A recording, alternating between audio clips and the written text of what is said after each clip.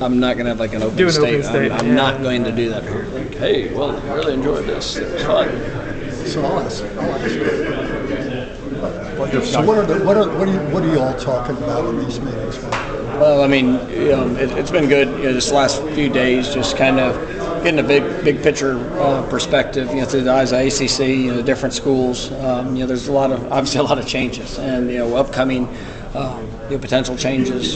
Just to all things operationally with college football. How we go about it, some things that are expected, and really just how we will and can navigate through these changes. Any ideas or thoughts of things that are necessary to help the student athletes, the programs, college football just as an entire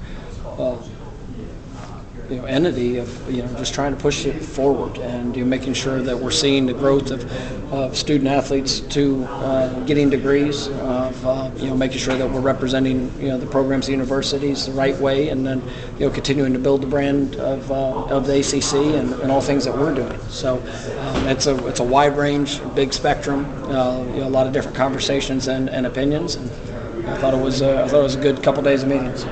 Is the House a big part of the conversation? Yeah, it is, yes, because it obviously is going to guide the landscape of where we're going moving forward, and really positive of what we think will happen, and still some final steps that have to take place, but it's a big part of when of what that looks like.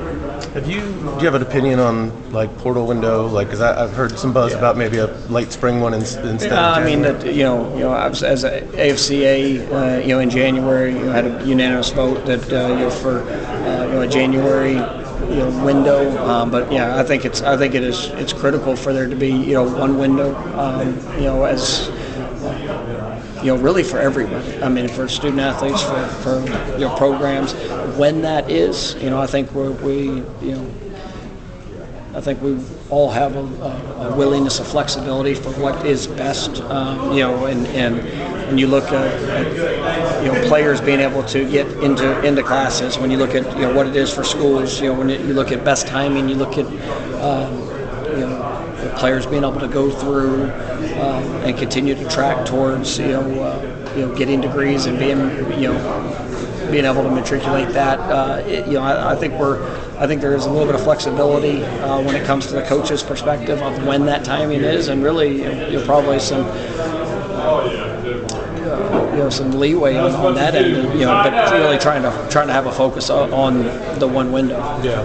Do you? I know there's been buzz about what the future of the playoff would look like, and auto bids. Florida State a couple of years ago would have benefited from a guaranteed bid in the playoff, but I think getting less than another league might also feel a little bit akin to saying it's a lesser league. Do you have a strong opinion on how that should look moving forward? No, I mean I think that the ACC nationally, and the teams that we've had and the teams that we're going to continue to have, it needs to be well represented, and I think it's something we've got to do, we've got to earn, we've got to show out on the field, and I think that you look at even this this last year, with a winning record against the Big Ten in head-to-head matchups. We had the most wins of other conferences against the SEC. But those are things that we've got to go continue to do that, continue to push, as a conference and play at a high level, throughout it. But it's definitely something that we want to be well represented. It was good to have the multiple teams in the playoffs, there this last year, and that's always going to be a big focus of putting the most teams possible into that with an opportunity to win a national championship.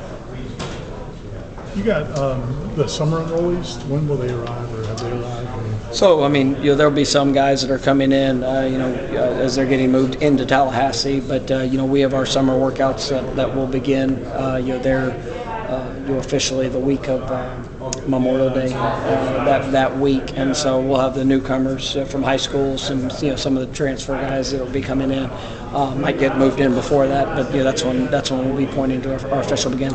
Is this? I mean, you guys had big transfer classes before, big freshman classes before, but this turnover, I mean, there's a lot of new people. Yeah, there are. I mean, but you really look at it. We've been over 30 newcomers, high school transfers, over the last few years. I mean, I think we're going to be over 40 this year, so it will be, it is more, but it's all somewhat relative. I mean, so I think that's one of those.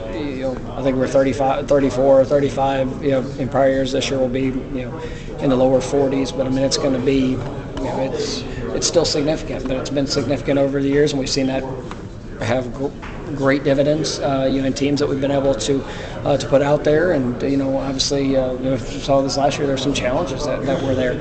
I like the team that I've seen throughout the course of this winter program, spring workouts. I'm really excited about the newcomers that are joining. I mean, we had 15 high school early enrollees it was great for them, and we got some guys that I absolutely know are going to help this football team win games this fall. We got some freshmen that'll be joining in, just like we had freshmen. Amari Williams was a guy that wasn't there in spring practice, was able to help us this last fall. I mean, we're going to see that in some of these freshmen that are coming in that I know will be able to help impact. Obviously with the transfers that are coming in, I think that we'll be able to have a few of these guys have a chance to be difference makers for us. But it was everything when it's come to this roster is about finding the right fit. Guys that are going to be able to complement each other, complement the position. Sometimes those complements are the star and the go-to guy within a group. Other times it's guys that can come in and they're going to make a positive impact. They're going to be productive. They're going to be able to address a need. But it's a competition that's going to build it all up. And so I'm really pleased with how it's coming together. And now it's time to jump into our summer workouts and guys be able to find exactly what those roles are going to be. What were some of the roles some of the goals that you had for the spring transfer window, and that you feel like you guys accomplished most of what you were looking for? I do. I think we were able to address the positions of need, and then some of the positions of just desire. To be able to maybe add a guy that can bring productivity to a position, bring experience, bring the right mindset, personality, the versatility that they're bringing. So I think we were able to address some needs. There were still, all things that we evaluated, and some things fit, some things didn't. So we tried to be very particular in who as much as just what. I've been pretty transparent. There's times that I chased what that wasn't the right necessarily. Maybe didn't fit the who, and didn't work out as well. So we stayed pretty true to making sure that we're getting the right guys that coming into the program that are going to help build our roster and challenge, compete with the guys that are in our team, and all things pointing to August 30th. How does adding 3 former NFL coaches change that room or change the dynamic in that room? I mean, different perspectives, and that's, I think we got a great group of coaches. It's a very competitive league, very experienced coaches, but also a wide variety of backgrounds, lifestyles of how guys got to the point of where they are. And so I'm excited to watch ACC football this year, and it's going to be a pain in the butt every week, preparing against not only the great coaches, but some of the great players we have in this league. And but that's what you want, and that's what it's going to build, continue to build and elevate the brand of what this conference and who we are and what we're all about. And excited to see the results of that work and those additions. Well, obviously one of those. How difficult was personally the last season for you going through that week after week? Difficult, but just like when you self-evaluate after the season, like what were the things that jumped out, that stood out to you? No, I mean it's you obviously you go into every year with expectations, personal expectations, just program expectations, and when you come up short of that, you evaluate the steps of how it got to that point, or why some of those results took place. Where can you be better? What are some of the the smaller steps throughout the process that you can improve upon to be better. And we've done it at a very high level. I mean, I'm going to my 10th year of being a head coach, and 4 of those seasons were 10-win-plus seasons. Been able to lift a couple championship trophies, and so I know what it looks like. Also had some years of disappointment, had some years of having to grow through challenges.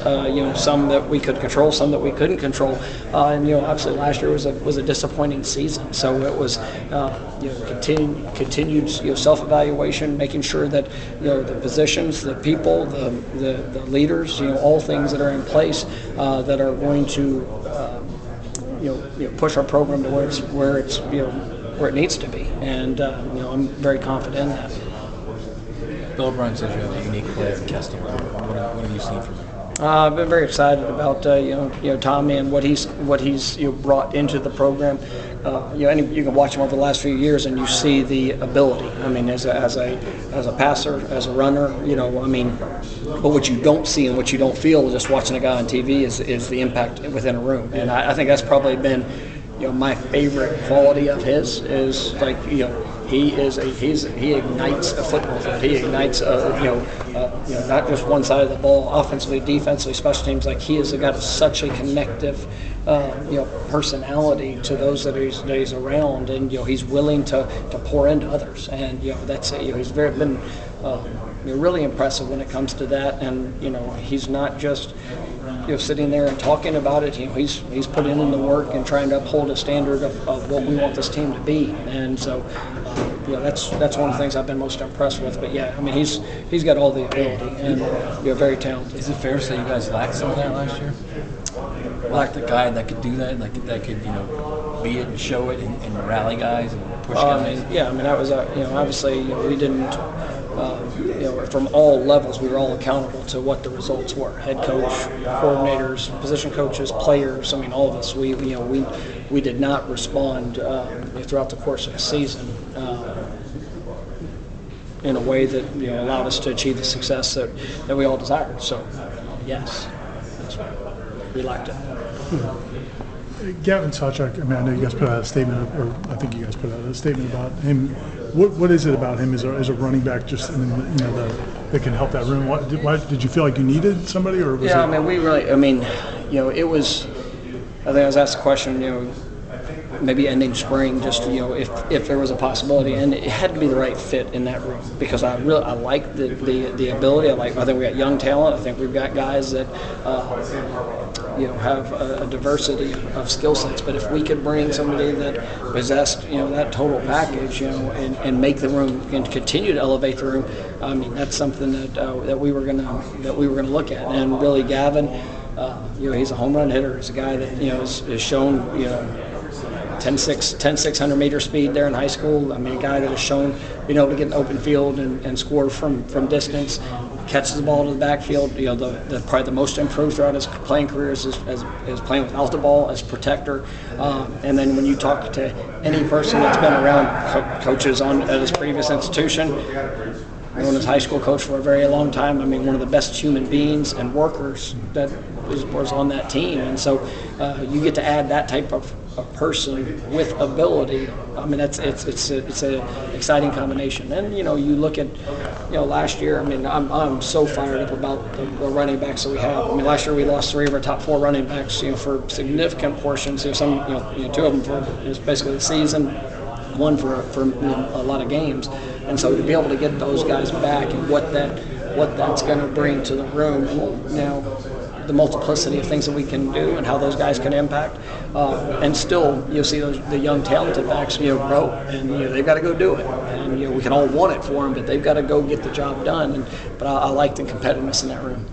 You said in Orlando that the edge was missing in 2024. Did you see edge collectively in spring practice? Obviously it was cut short. You had 13. But did you see the edge that you were? Yeah, I felt the edge, and that's probably more. Anybody can show up in a moment, but it was still, as we even talked, post practices through this course of spring. It wasn't a perfect spring in what we, how we practiced day in and day out or period to period. There was good moments or bad moments, but what I felt was I felt the intent, I felt the response, you know, the investment from January, our tour of duty, the competitiveness in it. You know, that's what I want from this team, is that, you know, you get your butt knocked down, you sprint your ass, and you go get better. Like, you do not stay where you are. It's a focus of going to get better, and you having that urgency in it, and that's what needs to be felt. And it's, you know, something that, you know, for 20 years of coaching, and, you know, especially through my head coaching career, it's like, that's always been something that you can point to with our teams, and you have to earn that.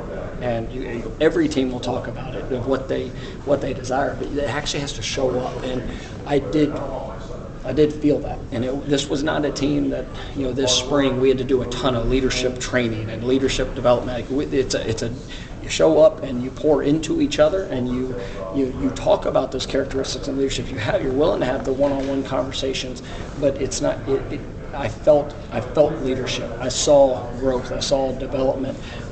So I'm excited to see where it goes, and, you know, we're going to have a great summer in the continued work in bringing that edge and intensity every single day, and then, you know, obviously everything that we do through fall practice and to preparing for a great stage, a great opponent, and you know, a wonderful opportunity, you know, there to you know, kick off the season. I mean, there's a lot of excitement around that. They just announced today the game time for that, and there's going to be so much talk about that game for the next several months. Did you like that, like leading up to the LSU game?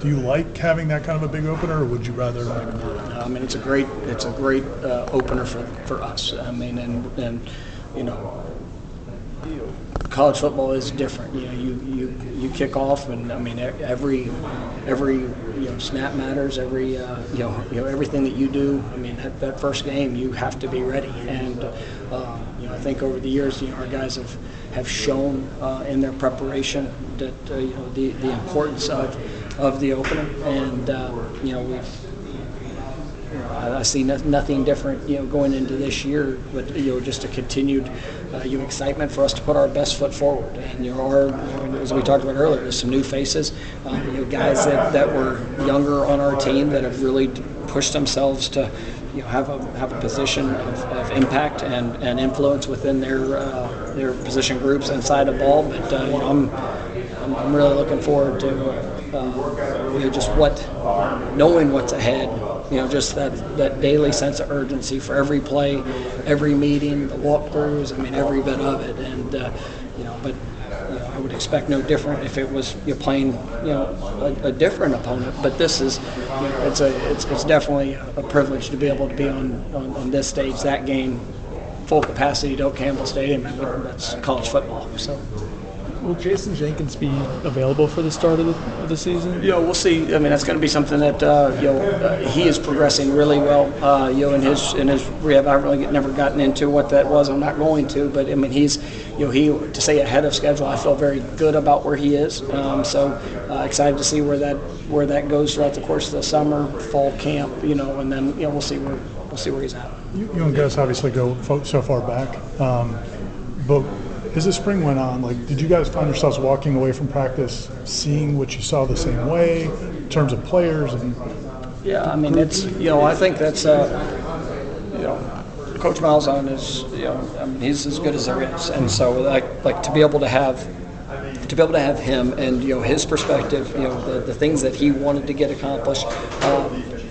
To be able to kind of establish the foundation of, you know, kind of knowing, you know, who are the guys that we have, what is that going to look like moving forward, because everything was really new to him, you know. I mean, with whether players that were returning, he was able to get a really good sense of where those guys are. We had some guys that were banged up in the spring, so there's still some questions, you know, just within continuity and units and how all those are going to mix together. But I think he's got a really good sense of you know, where we are and what we're going to be capable of. Now it's just about, you know, you're building upon that. And you know, I'm grateful because I got one of the best in college football that's, you know, kind of putting that together. And so you know, it's and you know, coupled with Coach, you know, with Tony and Coach White on the defense and just what those guys are showing and challenging each other with. I mean, I think it helps our entire football team, and so you know, really excited about that dynamic. Mike, I have a question about your 2023 team was super. You had great leadership on that team. You had a lot of guys returning. Travis, all of them, 23. Yep. They graduated and leave at the end of 23. You lost a lot of leaders in one bunch. The 2014, it seemed to me you didn't have that same kind of leadership. And how do you prepare leaders for the next year? Well, the 23 team had to be developed to that point, and there's guys that answer the call and become that, and but there's a lot of investment, there's a lot of sacrifice, there's a lot of things that they had to choose to do and choose to be for that to be the reality. People talk about leadership, and leadership is, in my opinion, it's not about the speech. It's about the daily action. It's about, in the moment of truth, what's going to show up, how are you going to respond, what are you going to do in those times, and that's where we had guys that did a really good job of being that, and that's where you continue to focus on each individual's growth to be ready for that moment, and we've seen that for guys that. When I first got to Florida State, there weren't a whole lot of people talking about the leader that Jordan Travis was. He became it. He earned it. He poured it in. And those are the great journeys to watch and to be able to be a part of, because he made it his reality. And so I'm excited about this group and what I'm seeing from them at this point, and they get to go and make it their reality.